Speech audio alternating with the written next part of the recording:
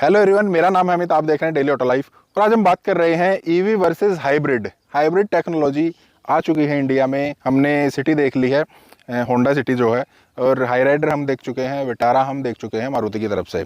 तो hybrid technology जो है ना, वो हम मान लेते हैं प्रेजेंट है। हम अक्सर बोलते हैं कि ईवी फ्यूचर है, तो उसको फ्यूचर में रहने देते हैं। हाइब्रिड को हम प्रेजेंट मान लेते हैं, उसको हम प्रेजेंट में रहने देते हैं, क्योंकि दोनों टेक्नोलॉजी थोड़ी थोड़ी सिमिलर भी हैं और थोड़ी थोड़ी डिफरेंट भी हैं। तो ईवी में और हाइब्रिड में क्या डिफरेंसेस हैं, क्या डिफरेंसेस नहीं है, कौन सी किसको लेनी चाहिए, क्या फ़ायदा है, किसका क्या नुकसान है, वो सारी बातें कर लेते हैं। सबसे पहले बात करते हैं, पहला पॉइंट लेते हैं हम टेक्नोलॉजी। दोनों की टेक्नोलॉजी क्या है। ईवी में देखिए, आपको एक बैटरी मिलेगी, आपको एक मोटर मिलेगी, दैट्स इट, वो उसी पे काम करती है। हाइब्रिड में हमें क्या मिल रहा है, एक हमें बैटरी मिलेगी, एक मोटर मिलेगी, एक इंजन भी मिलेगा, पेट्रोल या डीजल कोई सा भी हो सकता है, तो वो उस चीज़ पर काम करती है। अब सिर्फ ईवी की अगर बात करें तो वो सिर्फ बैटरी पर चलेगी। आपकी बैटरी चार्ज है तो चली, नहीं चार्ज है तो नहीं चली। हाइब्रिड की अगर बात करें तो वो बैटरी पर भी चल सकती है, सिर्फ बैटरी पे, सिर्फ इंजन पर भी चल सकती है, मतलब पेट्रोल पे, और दोनों पर भी वो चल सकती है, क्योंकि वो हाइब्रिड है। वो किस तरीके से काम करता है, हाइब्रिड किस तरीके से काम करता है, उसके लिए एक अलग से वीडियो मैं बना चुका हूँ, वो आप देख सकते हैं, आई बटन में लिंक मिल जाएगा। और पूरी जो हाइब्रिड की वर्किंग है ना, वो पूरी आपको बता दी गई है। अब दूसरी चीज़ हम लगा लेते हैं, प्राइसिंग की बात कर लेते हैं। नेक्सॉन ईवी भी 20 लाख रुपए के आसपास हमें मिल जाती है। ईवी वाली है जो, जिसकी रेंज कंपनी बोलती है 400 450 किलोमीटर के आसपास, लेकिन चलती 300 के आसपास है, 300 350। और अभी हाई राइडर जो आ जाएगी, वो भी लगभग जो टॉप वेरिएंट रहेगा इतने का ही बन जाएगा। हमारी जो विटारा आएगी उसका भी इतना ही बन जाएगा। और सिटी हाइब्रिड भी हमें 20 लाख रुपए के आसपास मिल जाती है। तो प्राइसिंग दोनों की लगभग सेम है, लेकिन ईवी के साथ जैसे जैसे रेंज बढ़ती जाएगी, वैसे वैसे उसकी जो है प्राइसिंग है वो बढ़ती चली जाएगी। तो हम प्राइसिंग भी दोनों को सेम मान लेते हैं, टेक्नोलॉजी भी दोनों की अच्छी है। अब बात कर लेते हैं रेंज कौन सी हमें ज़्यादा देगी, किलोमीटर कौन सी ज़्यादा चलेगी। नेक्सॉन की बात कर लेते हैं, 20 लाख रुपए वाली हमें 350 किलोमीटर के आसपास ट्रू रेंज वो दे देगी जब हम उसको चलाते हैं। वही बात कर लेते हैं हमारी जो हाइब्रिड रहेगी, सिटी की हम बात कर लेते हैं। होंडा सिटी जो है, उसको बोला जाता है कंपनी की तरफ से कि एक बार आप टैंक भरिए और लगभग आप 1000 किलोमीटर चल जाएंगे। वो भी 25 किलोमीटर पर लीटर के आसपास एवरेज देती है। तो उसमें एवरेज हमें ज़्यादा मिल जाती है, रेंज ज़्यादा मिल जाती है एक्चुअली, हम जो बोल रहे हैं। ईवी में आपको क्या करना पड़ेगा, आप सिर्फ 350 किलोमीटर चलेंगे, उसके बाद आपको चार्ज वगैरह करनी पड़ेगी। हाइब्रिड में आपको क्या करना है, आपने टैंक भरवाया, 1000 किलोमीटर आपकी गाड़ी चली, उसके बाद फिर से आपने 5 मिनट में टैंक फिल कराया और फिर से आपकी गाड़ी 1000 किलोमीटर के लिए तैयार। तो रेंज की जो दिक्कत है वो हमेशा ईवी में बनी रहेगी, और हाइब्रिड में वो उस टाइप की कोई भी दिक्कत नहीं है।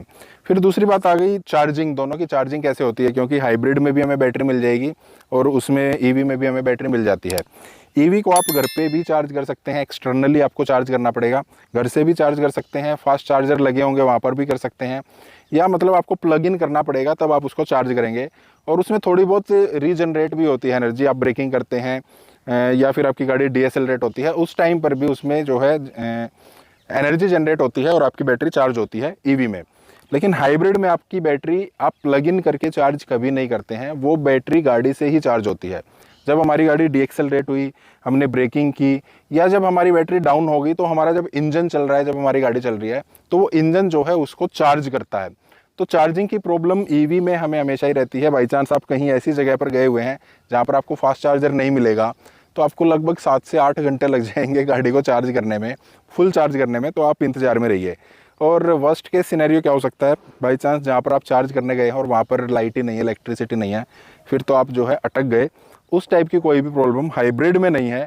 बाई चांस आपकी मोटर काम नहीं करती है उसमें, या आपकी बैटरी काम नहीं करती है, तो आपके पास इंजन है स्टिल, आप उससे काम ले सकते हैं और चार्जिंग की कोई प्रॉब्लम आपको आएगी ही नहीं। और अब नेक्स्ट पॉइंट आ जाता है अपना, चलाने में रनिंग कॉस्ट कौन सी गाड़ी की कम है या कौन सी गाड़ी की ज़्यादा है। ईवी आपको बहुत सस्ती पड़ेगी, ईवी से सस्ता आपको कुछ नहीं पड़ सकता चलाने में। ईवी की अगर रनिंग कॉस्ट मैक्सिमम की भी बात करें ना, आपको 1 रुपये पर किलोमीटर की पड़ेगी। वैसे तो 1 रुपये से भी कम है, 80 पैसे के आसपास है, लेकिन फिर भी हम मान लेते हैं, तो उसमें आपको लगभग 1 रुपये पर किलोमीटर की जो है कॉस्ट पड़ जाती है। लेकिन हाइब्रिड में हमें कॉस्ट जो है वो ज़्यादा पड़ती है। हालांकि पेट्रोल से तो कम पड़ेगी, लेकिन ईवी से काफ़ी ज़्यादा पड़ती है। ईवी में जहाँ हमें 80 पैसे या 1 रुपये के आसपास रनिंग कॉस्ट पड़ रही थी, हाइब्रिड में हमें पड़ती है लगभग 3 रुपये, 4 रुपये या 5 रुपये पर किलोमीटर के आसपास रनिंग कॉस्ट पड़ जाती है। तो इन दैट केस हाइब्रिड हमें महंगी पड़ेगी रनिंग कॉस्ट के मामले में, और ईवी जो है हमें सस्ती पड़ती है चलाने में। फिर बात आ जाती है सर्विस कॉस्ट किसकी ज़्यादा है या किसकी कम है, क्योंकि सर्विस भी हमें करानी पड़ेगी। सर्विस भी एक मेजर इशू रहता है। वहाँ पर फिर से ईवी बाजी मार जाएगी। ईवी की रनिंग कॉस्ट भी कम है, सर्विस कॉस्ट भी कम है, क्योंकि उसमें फ्लूइड्स ज़्यादा चेंज होते नहीं हैं। ब्रेक फ्लूइड वगैरह हैं वही चेंज होते हैं, कोई इंजन है नहीं, इंजन लुब्रिकेट आपको नहीं करना है, कोई क्लच नहीं है, उसका कोई खर्चा नहीं है, सिर्फ एक बेल्ट ड्राइव होती है। तो ईवी का खर्चा बहुत ही कम है, एक सर्विस पे 2000 रुपये के आसपास आता है।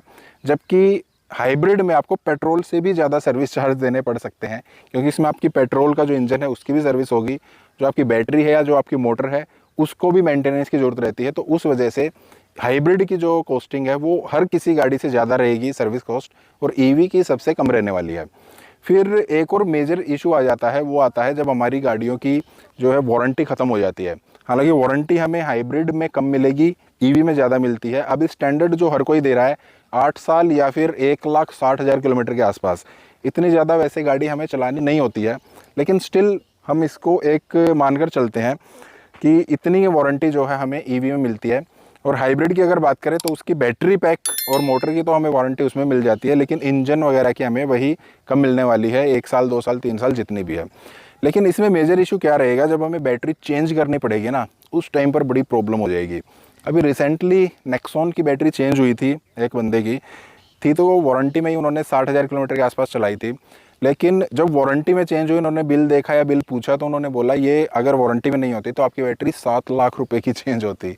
आप मान लीजिए आपकी बैटरी 8 साल अच्छे से चल गई, 1,60,000 किलोमीटर अच्छे से चल गई, उसके बाद आप उसको चेंज कर रहे हैं तो आप 7 लाख रुपए देंगे। अब कुछ लोग बोल सकते हैं कि इतना तो पैसे ये बचा ही देगी, चलिए मैं मान लेता हूँ गाड़ी ने 15 लाख रुपए बचा दिए 8 साल में। लेकिन जब आपको एक साथ 7 लाख रुपए लगाने पड़ेंगे बैटरी चेंज करने में, क्या वो वर्थ है? क्या लगेगा आपको? यार बहुत ज़्यादा हो जाता है 7 लाख रुपए एक साथ देने। आज अगर हमारे इंजन में कोई दिक्कत आ जाए ना, अगर 50,000 रुपये मांग लेते हैं तो ऐसा लगता है जान मांग ली। 7 लाख रुपए में बैटरी चेंज करेंगे, आपकी गाड़ी 8 साल पुरानी हो चुकी है, उसमें 7 लाख रुपए वो काम मांग रही है। या फिर आप उसको सेल करने जाएंगे, उसमें भी दिक्कत रहेगी। कोई भी बंदा खरीदेगा, उसको पता है यार 7 लाख की बैटरी आएगी, 8 साल पुरानी गाड़ी है, 1-2 लाख रुपए का वो काम भी मांग सकती है, 8-9 लाख रुपए का तो उसका ही खर्चा हो गया। फिर जो बेच रहा है 2-4 लाख रुपए उसको भी चाहिए, मतलब 12-13 लाख रुपए में उसको गाड़ी का खर्चा है। इतने में तो नई ना ले लेंगे। तो जब बैटरी चेंज करने की बात आती है या गाड़ियाँ पुरानी होनी शुरू हो जाती है ना, उस टाइम पर ईवी में बहुत मोटे खर्चे हैं। एक बात ये मान सकते हैं, हम 8 से 9 साल के बाद हो सकता है बैटरियाँ थोड़ी सस्ती हो जाए, लेकिन स्टिल बहुत महंगी तब भी रहेंगी। इस मामले में हाइब्रिड एक्चुअली जो है वो ठीक है, बैटरी छोटी है तो कम पैसे में वो चेंज हो जाएगी। और अगर बाई चांस हम उसको चेंज नहीं भी कराते तो पेट्रोल पर तो हमारी गाड़ी चलती रहेगी, रुकेगी नहीं, मतलब वो चीज़ें हैं। तो अब बात आ जाती है लेनी किसको चाहिए, हाइब्रिड किसको लेनी चाहिए, ईवी किसको लेनी चाहिए, क्योंकि ईवी तो फिर भी बिक रही है। तो ईवी मैं बता दूं हर किसी के लिए नहीं है, हाइब्रिड कोई भी ले सकता है। ईवी सिर्फ वही लें जिनको सिटी में ही ज़्यादा चलना है, कहीं आप लॉन्ग रूट्स पर नहीं जाते हैं और आपके पास एक और गाड़ी है, सेकेंडरी गाड़ी आपके पास होनी ज़रूरी है घर में, कभी भी चार्जिंग की कोई भी दिक्कत आ सकती है। तो उस केस के लिए अगर आपके पास दूसरी गाड़ी है तो ही आप ईवी की तरफ सोचिए, अगर सिंगल गाड़ी है तो ईवी मत लीजिए। हाइब्रिड जो है वो कोई भी ले सकता है, उसमें किसी को कोई भी दिक्कत नहीं रहने वाली है। इसके अलावा भी आप कुछ सोचते हैं कौन सी चीज़ें हैं जो ईवी और हाइब्रिड को डिफ्रेंशिएट करती हैं, या किसको कौन सी गाड़ी लेनी चाहिए, वो आप कमेंट बॉक्स में बता सकते हैं। हाइब्रिड की वर्किंग के लिए वीडियो का लिंक मैंने छोड़ दिया है, वो आप देख सकते हैं। ये वीडियो आपको कैसे लगी बताइए जरूर, चैनल को सब्सक्राइब, वीडियो को लाइक कर दीजिएगा। मिलते हैं नेक्स्ट वीडियो में, थैंक यू, बाय बाय।